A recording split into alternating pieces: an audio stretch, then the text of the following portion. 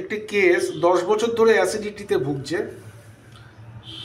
হেমারয়েড রয়েছে, হিমোগ্লোবিন 7.3 গ্রাম%, অ্যাংজাইটি। পেশেন্টটার জিভটা একটু দেখি, ভাই মুখ দেখবো, মুখ দেখাই নাকি। জিভ হচ্ছে ড্রাই, কন্ট্রাস্ট, ফিমেল পেশেন্ট। পেশেন্টের থেকে আমি কি পেয়েছি,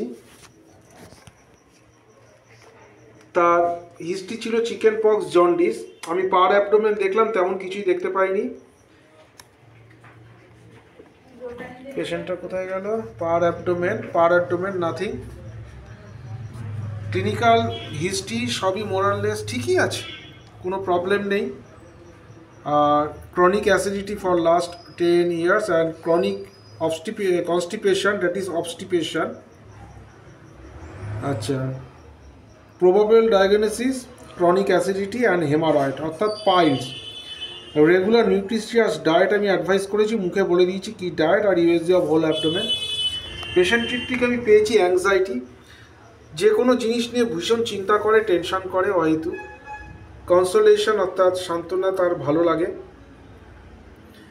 সিম্প্যাথি, ফ্যাস্টিডিয়াসনেস রয়েছে অর্থাৎ খুঁতখুঁতে, fear of thunderstorm, weeping disposition, কেঁদে পেঁদে ফেলে আর কি।